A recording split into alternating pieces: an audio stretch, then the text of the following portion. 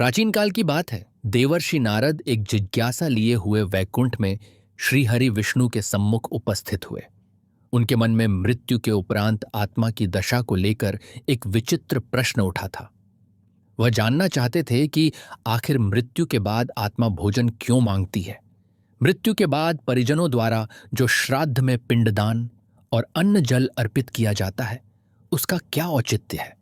इस रहस्य का समाधान स्वयं श्रीहरि के ज्ञान से परिपूर्ण संवाद में छिपा था। वैकुंठ के परम शांत वातावरण में श्रीहरि विष्णु एक दिव्य सिंहासन पर विराजमान थे। चरणों में वीणा धारण किए नारद मुनि ने द्वार पर आकर दोहराया, नारायण नारायण।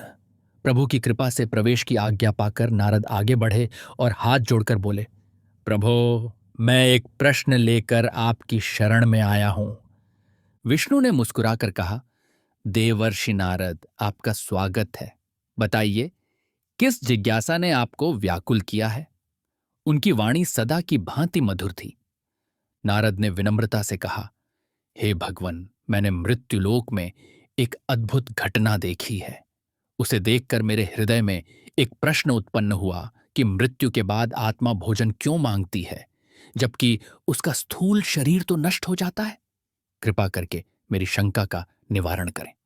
भगवान विष्णु ने गंभीर स्वर में उत्तर दिया, हे नारद, प्रत्येक प्रश्न का उत्तर स्वयं खोजने का प्रयास करना ज्ञान को और गहरा बनाता है। तुमने जो घटना देखी है, पहले उसे विस्तार से सुनाओ। संभव है उसी में तुम्हारे प्रश्न का समाधान छिपा हो। मैं ध्यानपूर्वक सुन रहा हूं। नारद मुनि ने सिर झुकाकर कहा, जो आज्ञा प्रभु।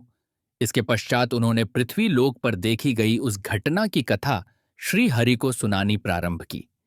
नारद मुनि ने कहना आरंभ किया, प्रभु, कुछ समय पूर्व पृथ्वी लोक पर एक नगरी में विशुद्ध नामक एक ब्राह्मण रहता था। यद्यपि वह जन्म से ब्राह्मण था, परंतु उसके कर्म अत्यंत नीच और अनाचारपूर्ण थे। उसे धर्म कर्म में रुचि नहीं थी। वह केवल नाम मात्र का ब्राह्मण था। पूजा पाठ और वेदाध्ययन से अधिक उसे धन का लालच रहता था। एक बार सांझ के समय एक भूखा अतिथि उसके द्वार पर आया और भोजन मांगा, पर विशुद्ध ने रूखी आवाज में उसे दुत्कार दिया, चलो हटो यहां से, मेरे पास तुम्हें खिलाने के लिए अन्न नहीं है। जबकि सत्य यह था कि उसके भंडार अन्न से भरे थे, किंतु दान देने की भावना उससे कोसों दूर थी। वह स्वयं भरपेट खाता, पर किसी निर्धन को अंश मात्र अन्न भी न देता। इसी प्रकार वह अपने पितरों के प्रति कर्तव्यों को भी भूल चुका था। वर्षों से उसने अपने दिवंगत माता पिता का श्राद्ध तक नहीं किया था। वह इन संस्कारों को व्यर्थ समझता और कहता, मृतकों को खाना कौन खिलाता है भला, यह सब पाखंड है। परिवार में यदि कोई उसे समझाता कि पितरों को अर्पण करने से उनका आशीर्वाद मिलता है, तो वह हंसकर टाल देता। इस प्रकार अपने अहंकार एवं अधर्म के कारण विशुद्ध ने अनेक पाप संचित कर लिए थे। वह छल कपट से धन कमाता, यज्ञ दान से दूर भागता और अतिथि सत्कार को तुच्छ जानकर उपेक्षा करता। ब्राह्मण कुल में जन्म लेकर भी उसने ब्राह्मण धर्म का पालन नहीं किया। आखिर वह घड़ी भी आ पहुंची जब ब्राह्मण विशुद्ध को अपने कर्मों का फल भोगना था। एक रात्रि वह तीव्र ज्वर एवं पीड़ा से तड़प उठा। कुछ ही समय में उसकी हालत गंभीर हो गई। परिवारजन उसे घेर कर खड़े थे।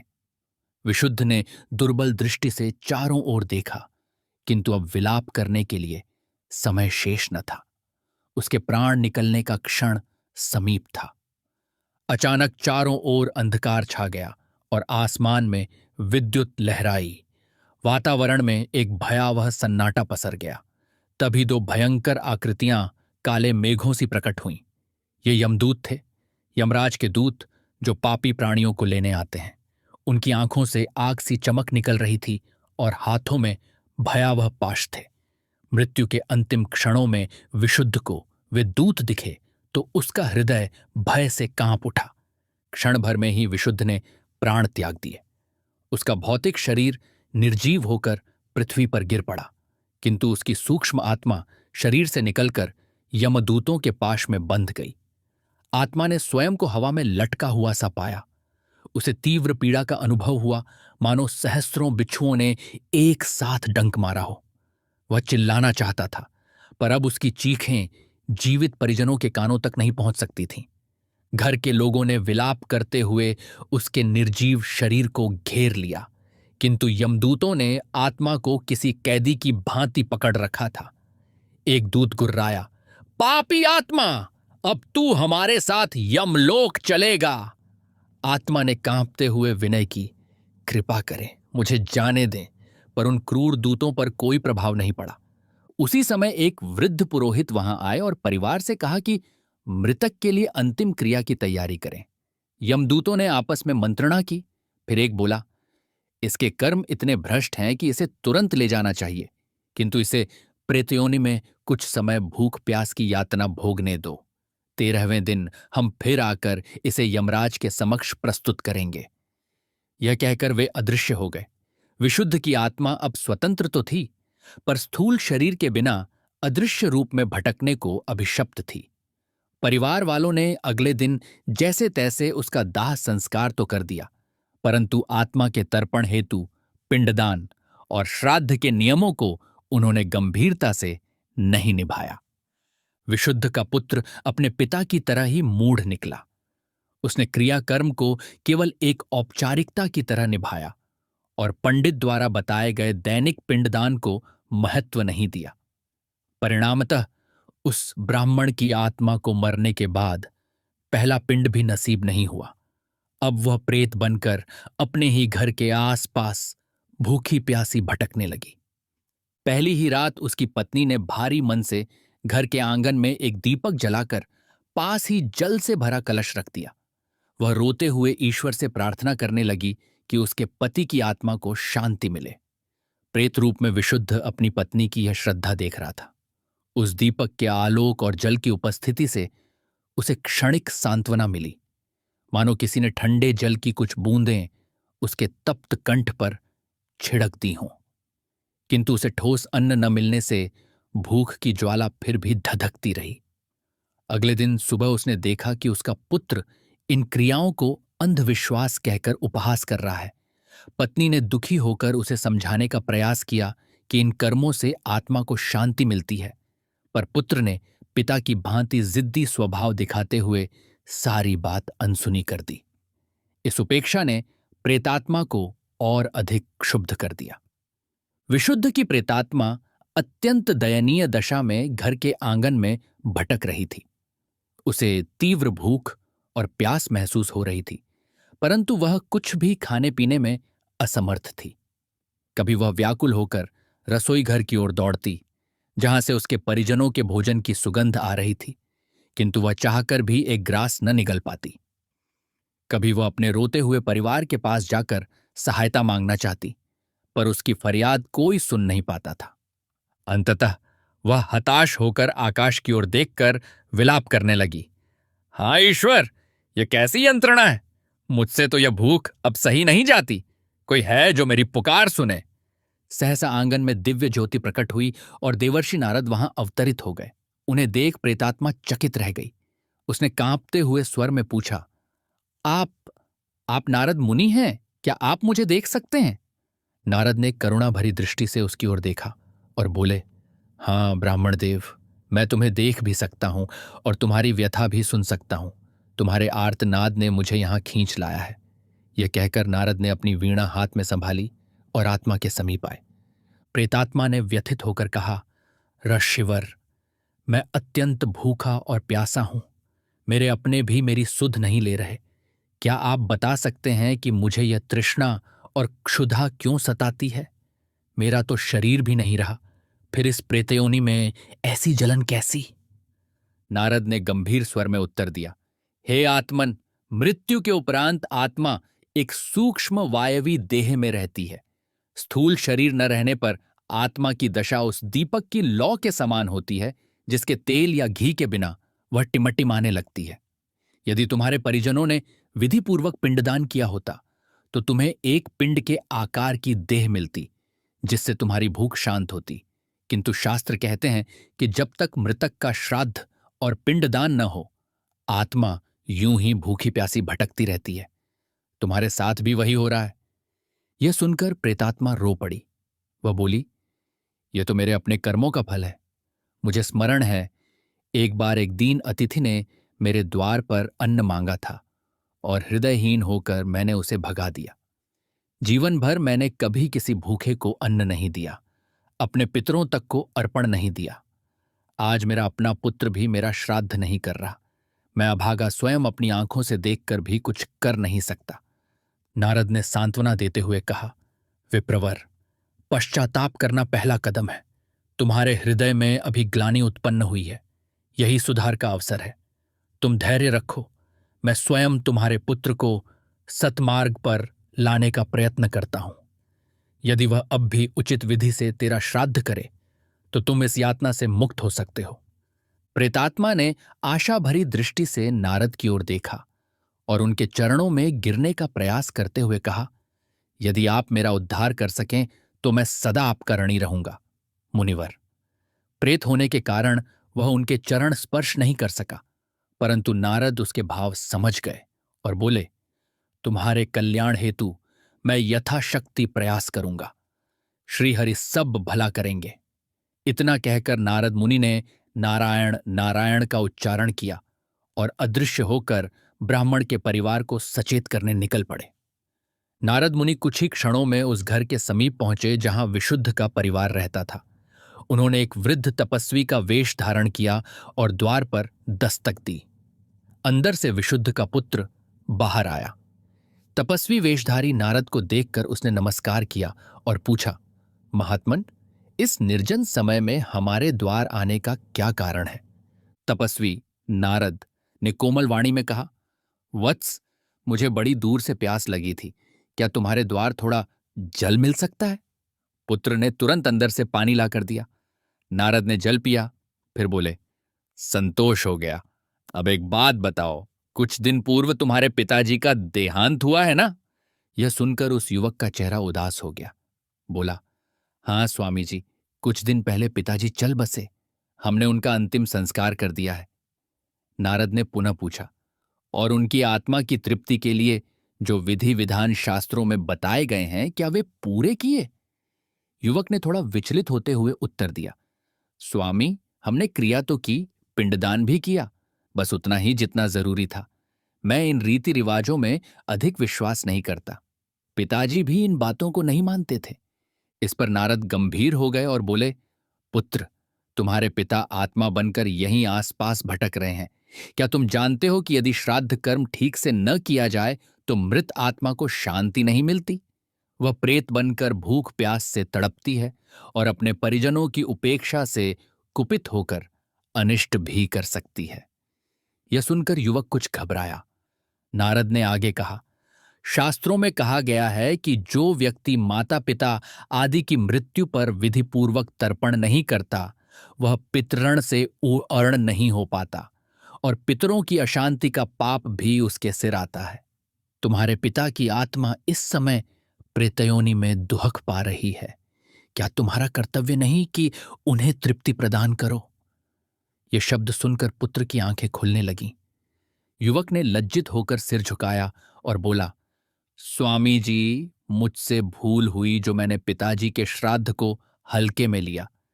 कृपा करके मार्गदर्शन करें कि अब मैं क्या कर सकता हूं जिससे उनकी आत्मा को शांति मिले। तब नारद मुनि ने अपना वास्तविक रूप प्रकट किया।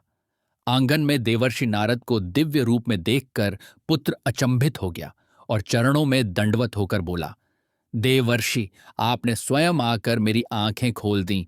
मैं सौभाग्यशाली हूं। कृपया बताएं कि मुझे क्या करना चाहिए। नारद ने आशीर्वाद देते हुए कहा, उठो वत्स, समय शीघ्र बीत रहा है। आज ही श्रद्धापूर्वक अपने पिता का श्राद्ध पूर्ण विधि से संपन्न करो। नारद ने विस्तार से समझाते हुए कहा, नदी तट से पवित्र जल ले आओ, अच्छे ब्राह्मणों को आमंत्रित करो और अपने पिता की आत्मा को पिंड अर्पित करो। तिल, कुश, पुष्प और गंगा जल से तर्पण दो। उन्हें प्रिय भोजन बनाकर अग्नि एवं गाय को भोग लगाओ। फिर ब्राह्मणों को आदर पूर्वक भोजन कराकर दान दक्षिणा दो। तुम यह सब श्रद्धा और प्रेम से करोगे तो अवश्य ही तुम्हारे पितृ प्रसन्न होंगे और उनकी आत्मा को तृप्ति मिलेगी। युवक ने पूरी निष्ठा से नारद द्वारा बताया गया प्रत्येक नियम पालन किया। उसी दिन घर में पुनः श्राद्ध का आयोजन किया गया। विधि विधान पूर्वक तर्पण, पिंडदान और आदरपूर्वक ब्राह्मण भोजन कराया गया। पुत्र ने अपने हाथों से पिंड अर्पित करते हुए मन ही मन पिता से क्षमा याचना की। नारद मुनि स्वयं वहां उपस्थित रहकर सारा कर्मकांड संपन्न करवाते रहे। जैसे ही पिंड का अंश अग्नि एवं गाय को अर्पित कर पृथ्वी पर रखा गया, अदृश्य रूप में प्रेतात्मा ने उस पिंड से उत्पन्न सूक्ष्म भोजन को ग्रहण किया। वर्ष भर से अधूरी प्यास जैसे बूंद बूंद पानी पाकर शांत हो रही थी। प्रेतात्मा को पहली बार तृप्ति का अनुभव हुआ और उसके हृदय में शांति का संचार होने लगा। उस रात्रि ब्राह्मण की आत्मा ने स्वप्न में अपनी पत्नी और पुत्र को दर्शन दिए। वह प्रसन्न व शांत प्रतीत हो रही थी। पत्नी ने देखा कि उनके पति उज्ज्वल रूप में कह रहे हैं, तुम्हारे प्रेम और श्रद्धा से मुझे शांति मिली। ईश्वर तुम्हारा कल्याण करें। उसी भांति पुत्र को भी स्वप्न में पिता का आशीर्वाद मिलता अनुभव हुआ। प्रातःकाल मां बेटे ने अपने स्वप्न एक दूसरे को बताए तो यह जानकर उनके हृदय में संतोष हुआ कि आत्मा को तृप्ति मिल चुकी है और वह अब आगे प्रस्थान करने वाली है।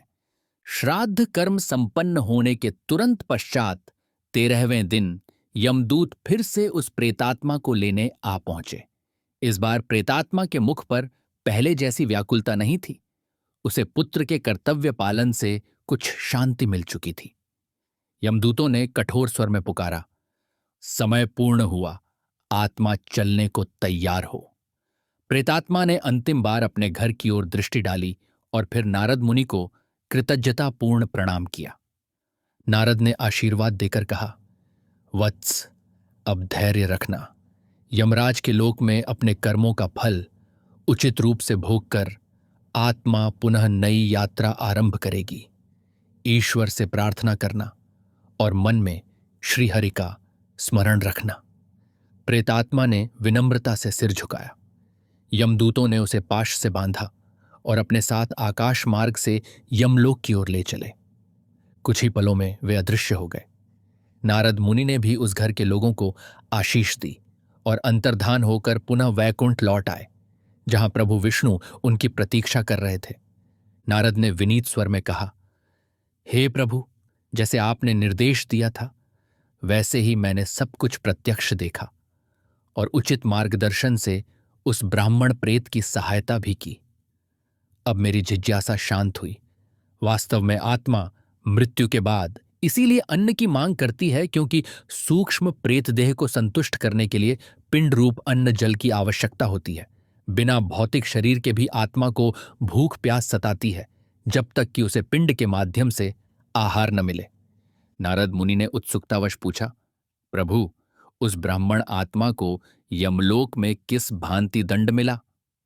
श्रीहरि विष्णु ने बताया, यमराज की सभा में कांपते हुए उस आत्मा के समक्ष चित्रगुप्त ने उस ब्राह्मण के समस्त पापों का लेखा सुनाया और धर्मराज ने उसके लिए कठोर दंड निर्धारित किए। अतिथि को भूखा लौटाने तथा भूखों को तड़पाने के पाप से उसे पर्यावर्तन नामक नरक की यातना मिलेगी, जहां भयंकर काक, गृध्र आदि पक्षी उसकी देह नोच नोच कर भक्षण करेंगे।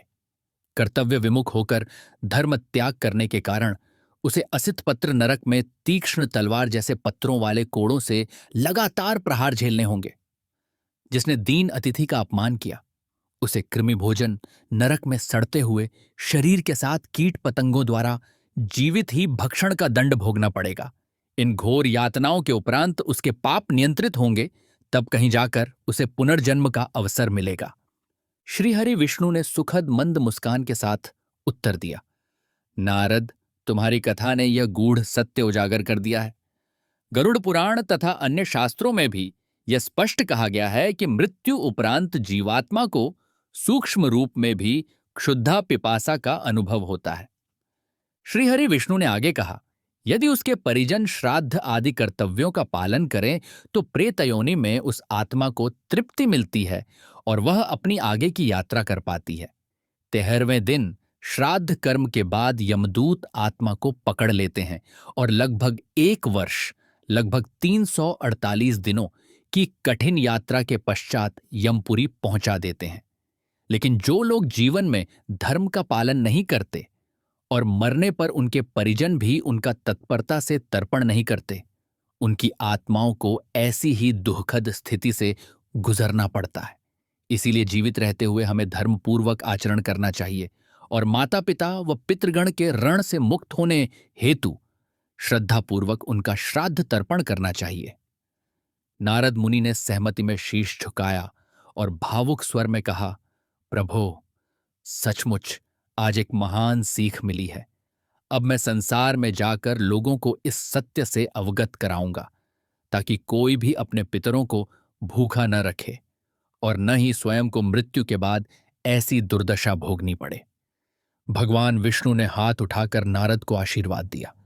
नारद मुनि ने उल्लसित होकर नारायण नारायण का कीर्तन किया। वैकुंठ में उपस्थित दिव्य पार्षदों ने भी जय जयकार की।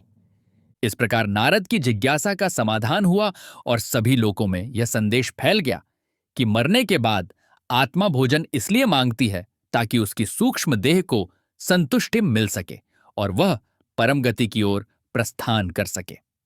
दोस्तों, यदि आपको यह कथा ज्ञानवर्धक एवं भावपूर्ण लगी हो तो इसे लाइक अवश्य करें और कमेंट में अपने विचार साझा करें।